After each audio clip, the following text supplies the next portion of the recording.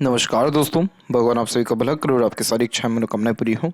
दोस्तों, आज मैं आप सभी को इस हाथ से रिलेटेड महत्वपूर्ण जानकारी व्यक्त करूंगा, जिसमें सर्वप्रथम फिंगर के एनालिसिस के बाद इस पूरे पाम का एनालाइज कर आप सभी के सामने व्यक्त किया जाएगा। तो यहाँ देख सकते हैं कि फिंगर की लेंथ पाम के कंपेरिजन में बहुत ज़्यादा शॉर्ट है, जो एक फास्ट डिसीजन मेकिंग हैबिट को, थोड़े जल्दबाजी या हड़बड़ी किस्म के नेचर को दर्शाता है। और इस कंडीशन में बहुत जल्दी अपने सोचे गए विचारे गए ये विषयों के ऊपर काम करना, बहुत जल्दी मन मुताबिक काम करना, बहुत चुस्ती स्फूर्ति या उत्साहित होकर के अत्यधिक काम करना, हड़बड़ी जल्दबाजी इसलिए भी देखने को मिलना है क्योंकि किसी भी चीज़ को पाने की चाहत ज़्यादा होना। और आप जैसे ज़्यादा तक कभी किसी के अंडर में कंफर्टेबल हो ही नहीं पाते, क्योंकि खुद के रूल्स रेगुलेशन एथिक्स यानी मन मुताबिक काम करना ज़्यादा पसंद करते हैं। इसलिए अपने अंडर में दूसरों को रख अच्छे से काम निकलवा पाने में सक्षम होते हैं। और जब फिंगर शॉर्ट हो और पाम का साइज स्क्वायरिश हो तो ये बहुत ज़्यादा ही हार्ड वर्किंग नेचर दर्शाता है। आपका सारा का सारा काम झटके से शुरू होता है, प्लानिंग से कोई काम आपका शुरू नहीं हो पाएगा। दूसरी बात, जब स्क्वायरिश पाम होता है तो शारीरिक हो या मानसिक किसी भी प्रकार के पराक्रम या मेहनत से आप जैसे ज़्यादा पीछे नहीं हटते। और इसे यहाँ पर जो है अर्थ एलिमेंट यानी पृथ्वी तत्व हथेली कहते हैं। ये व्यक्ति को बहुत ज़्यादा मेंटल स्टेबल बनाता है, यानी तमाम तरह की विपरीत परिस्थिति माहौल लोगों का सामना आप डट करके करते हैं और कभी भी हार नहीं मानते, हिम्मत नहीं हारते। और अपने लिए गए निर्णय, किए गए काम पर या सोचे विचारे गए यहाँ पर जो भी आपने योजना बनाई हो या फिर निर्णय लिया हो उस पर अड़िग देखने को मिलता है। तो ये जिद्दी किस्म की प्रवृत्ति को भी यहाँ पर दर्शाता है। एक कमी इसमें यह है कि लिटिल फिंगर की लेंथ बहुत ज़्यादा शॉर्ट है, तो इस कंडीशन में बहुत सारी बातें मन के अंदर दबी रह जाती हैं। स्ट्रेंजर या अपोजिट जेंडर के सामने मन की बात क्लियर कट निकल नहीं पाती और मैनेजमेंट वीक होता है। यानी अगर आप एक समय पर एक से ज़्यादा काम अपने हाथ में लेंगे तो उन सभी कार्यों में देरी, अड़चन, बाधा, रुकावट जैसी स्थिति उत्पन्न होने लगती है और अधिकतर काम आधे अधूरे देखने को फिर मिलते हैं। मिस इन्फॉर्मेशन के अतिरिक्त भी काम करते हुए देखने को मिलते हैं और कभी भी मनी मैनेजमेंट अच्छा नहीं होता है। पैसा जितना आएगा वो कब चला जाएगा आपको समझ में भी नहीं आएगा। इस कंडीशन में मन के अंदर बातों को दबाते हैं, इसलिए अपनी बात को कई मरतबा सही समय पर नहीं रख पाते हैं। बहुत का रेमेडी अगर करेंगे तो इन सारी चीज़ों में सुधार, व्यापार के द्वारा जो है एक प्रकार से उन्नति और धन अच्छा आने के साथ साथ अच्छे जगह निवेश या धन का बहुत अच्छा सदुपयोग हो पाने में फिर आप जो है सक्षम रहेंगे। फर्स्ट एंड थर्ड फिंगर के लेंथ में फर्स्ट फिंगर की लेंथ थोड़ी ज़्यादा स्ट्रॉन्ग है, तो ये यहाँ पर आपको रिस्क टेकर यानी रिस्पॉन्सिबिलिटी टेकर बनाएगा। खासकर इसका तात्पर्य यह होता है कि बचपन से बहुत कम उम्र से ही कंधों पर जिम्मेदारियां ज़्यादा आ जाती हैं या कभी किसी प्रकार की जिम्मेदारी लेने से पीछे नहीं हटते हैं। इसीलिए आप जैसे जातकों में एक प्रकार का लीडरशिप क्वालिटी, टीचिंग क्वालिटीज़, किसी समूह को अच्छा नेतृत्व कर पाना, उनसे अच्छे तरीके से काम निकलवा पाना, ये सारे कॉम्बिनेशन क्रिएट करता है।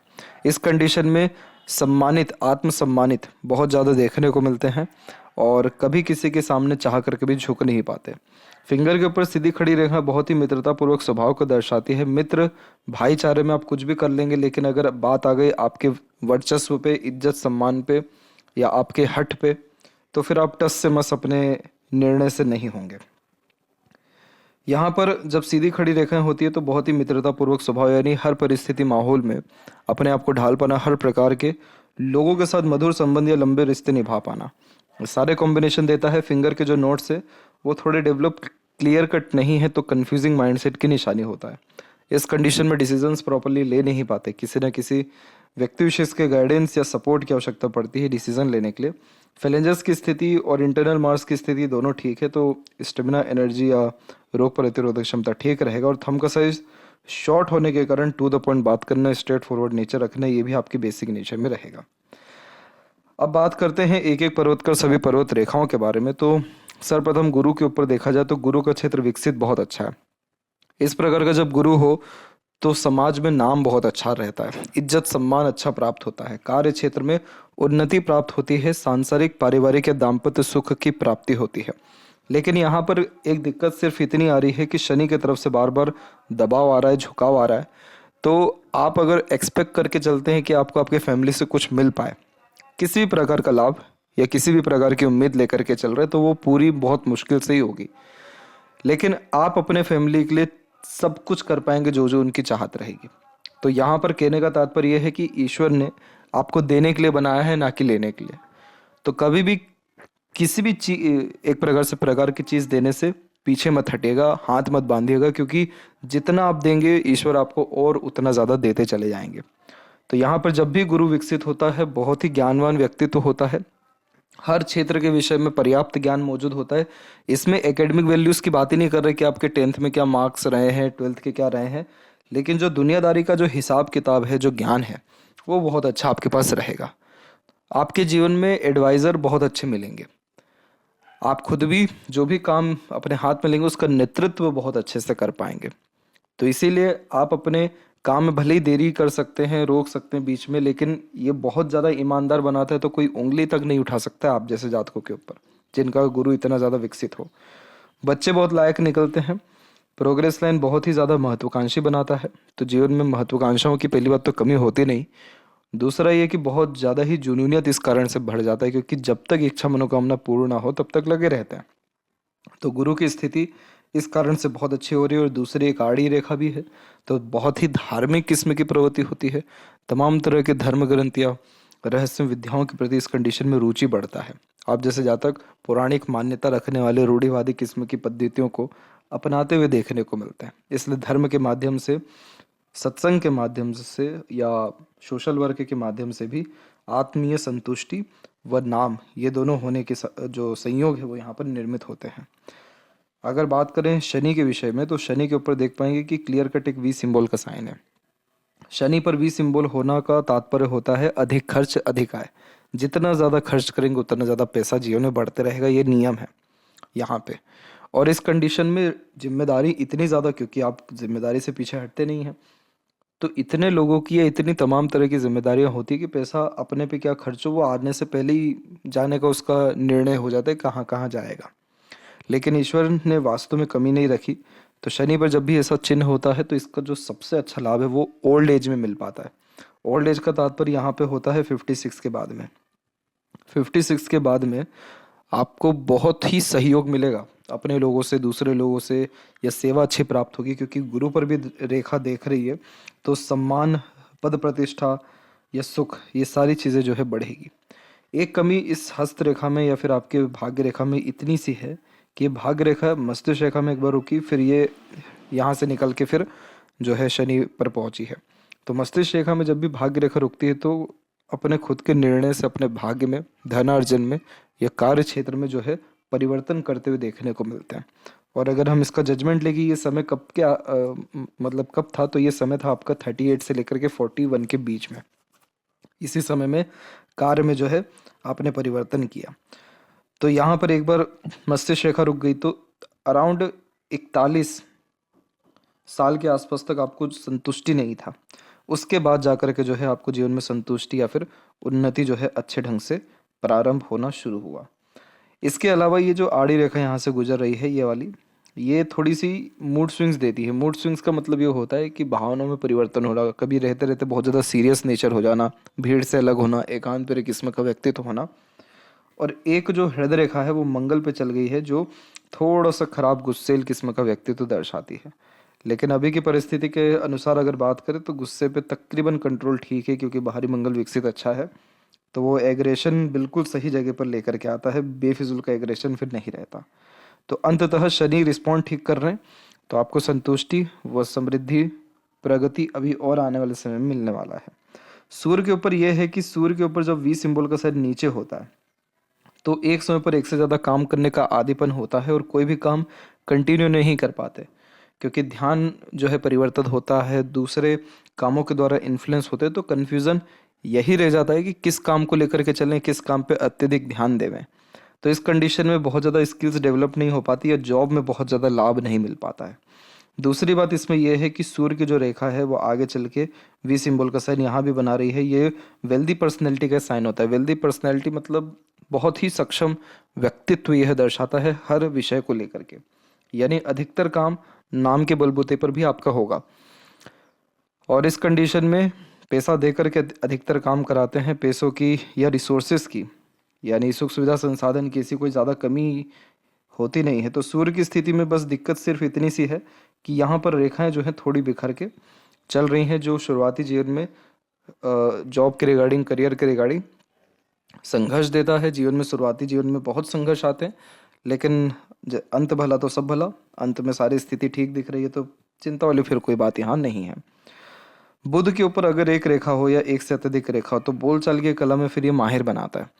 इस कंडीशन में पता रहता है किस व्यक्ति से कैसे बात करना है, कैसे काम निकलवाना है, किस परिस्थिति में क्या निर्णय लेना है। बस यहाँ पर सिर्फ दिक्कत कहाँ से आ रही है, फिंगर से, कि ये कहीं ना कहीं एक प्रकार से बार्गेनिंग स्किल्स नहीं देता है। बार्गेनिंग स्किल्स का मतलब कि ज़्यादा मोल भाव नहीं करा पाते। दूसरा, मार्केटिंग स्किल्स, नॉलेज, कम्युनिकेशन में थोड़ा सा दिक्कत ये देता है। और तीसरा ये कि जो पंचुअलिटी, डिसिप्लिन या कमिटमेंट है वो फॉलो नहीं हो पाता है। इसलिए कभी किसी को कमिटमेंट देना ही नहीं चाहिए और इधर उधर साइन करने से भी बचना चाहिए। तो यहाँ पर लेकिन जो बुध की स्थिति है, पर्वत जो है वो बहुत अच्छा है, और बुध की जो रेखा है वो भी तकरीबन अच्छी है। ये बहुत अच्छा व्यापारी बनाती है। व्यापार के माध्यम से या कोई भी ऐसा काम जो जो स्वतंत्रता पूर्वक किया जाए उन सभी कार्यों से बहुत ज़्यादा लाभ देता है। और दूसरा, ये बहुत अच्छे स्वास्थ्य का निशानी भी होता है। तो स्वास्थ्य यानी रोग प्रतिरोधक क्षमता बहुत ही मजबूत पाई जाती है इस कंडीशन में। पाचन जो तंत्र है या जो लीवर है वो बहुत ज़्यादा मजबूत होता है। और यही रीज़न भी है कि ये लंबी आयु का भी एक जो है यहाँ पर साइन होता है, चिन्ह होता है। हृदय रेखा में जब भी रेखा नीचे की तरफ से इस प्रकार से निकले तो आप जैसे जातक मातृभक्त होते हैं। माता पिता के बहुत अच्छे सेवक होना, सबके प्रति सेवा भाव, करुणा, दया रखना, आगे से रह करके दूसरों की मदद करना। और यहाँ जो आपका हृदय रेखा है वो एकदम सीधे चलते हुए जो है थोड़ा सा आपकी मस्तिष्क रेखा पे चल गया, जो थोड़ा प्रैक्टिकल, लॉजिकल और करियर ओरिएंटेड बनाता है। और दूसरी ये जो रेखा है ये वाली, ये थोड़ा सा भावुक किस्म की प्रवृत्ति देती है। तो आपका जो है भावनाओं में लगातार परिवर्तन होते रहता है। कभी आप बहुत ज़्यादा दिल से सोचते हैं, दिल के द्वारा निर्णय लेते हैं, कभी बहुत ज़्यादा एग्रेशन या जल्दबाजी या फिर एक प्रकार से लॉजिकल वे से, तो कभी बहुत ज़्यादा मनी माइंडेड या करियर ओरिएंटेड हो करके। तो mix type of nature personality आपको बहुत कम ही लोग समझ पाएंगे आपके जीवन में। दूसरी बात ये रही कि आपका जो जीवन रहा शुरुआती वो संघर्षपूर्ण पूरा का पूरा दिख रहा है। अगर हम इस प्रोग्रेस लाइन को छोड़ दें तो यहाँ पर साफ साफ दिखेगा कि उम्र 19 से लेकर के जो 23 तक का समय था उसमें मानसिक तनाव जीवन में ज़्यादा था, कन्फ्यूज़न ज़्यादा था। और एक राहु की रेखा बहुत बड़ी काट के यहाँ पर गई हुई है। और इसका समय अगर हम निर्धारित करें तो ये समय तकरीबन निकल के आएगा आपको 29 से लेकर के तकरीबन 33 के बीच में। तो 29 से 33 के बीच में शारीरिक कष्ट, घरेलू तकलीफ, परेशानी, मानसिक तनाव, ये सभी स्थितियां थी। लेकिन आप इन सब कष्टों से सरलता से निकल गए। एक यहाँ पर ये कष्ट दिख रहा है, दूसरा एक और मानसिक तनाव जैसी स्थिति 36 और 37 में दिख रही है, और एक और यहाँ पर तकरीबन 42 से 44 के बीच में भी दिख रहा है। लेकिन सब चीज़ों से कैसे निकल गए? ये सहयोगी रेखा के कारण। इसको देवदूत रेखा कहते हैं। और जब भी ये किसी के हथेली में होता है तो ईश्वरीय कृपा, अनुकंपा इतनी अच्छी होती है कि तकलीफ, दुर्घटना, घटना, परेशानी आने के पहले ही सहयोगी मिल जाते हैं। आगे से रह करके दूसरे लोग मदद कर देंगे, आप जिनको जानते नहीं उन तक लोगों ने आपको जो है सहायता की है या कहीं ना कहीं बचाया है तमाम तरह की परिस्थितियों से। तो ये रेखा तभी प्राप्त होती है जब निस्वार्थ भाव से कोई व्यक्ति किसी भी जन्म में काम करते हैं या इतना पुण्य अर्जित करते हैं। कह सकते हैं यहाँ पर स्पाउस का भी सपोर्ट अच्छा है, उनका भी भाग्य अच्छा है। लेकिन ये रेखा सभी लोगों से लाभ दिला देती है, चाहे घरेलू हो या बाहरी व्यक्ति हो या फिर प्रकृति हो, सबसे लाभ के आसार ने जो है यहाँ पर होते हैं। और ये जो रेखा उत्पन्न हुई है ये उत्पन्न हुई है 20 के बाद में। तो 20 उम्र के आसपास से इस प्रकार का सहयोग आपको अच्छा मिला। अब हम मस्तिष्क रेखा में देखें तो मानसिक रूप से आप बहुत ज़्यादा बलवान हो चुके थे 23 के आसपास तक, क्योंकि जो व्यक्ति बचपन में इतना सब देख लेगा उतार चढ़ाव, उसको मानसिक तनाव फिर नहीं होता है। और स्क्वेरिश पाम है तो मानसिक रूप से बहुत ज़्यादा स्थिर पाए जाते हैं, ना खुशी में बहुत ज़्यादा खुश, ना गम में बहुत ज़्यादा दुखी। सारी परिस्थितियों में एक समान सा व्यक्तित्व या फिर जो एक प्रकार से बुद्धिमत्ता वो देखने को मिलती है। सीधी मस्तिष्क रेखा जब होती है तो स्ट्रेट फॉरवर्ड नेचर होता है, टू द पॉइंट बात करना होता है और तथ्यों के साथ बात को कहने जैसी आदत आती है। आप जैसे जातकों को इन सब चीज़ों से मतलब नहीं होता कि प्रक्रिया क्या है, सीधे मतलब होता है कि निष्कर्ष क्या है।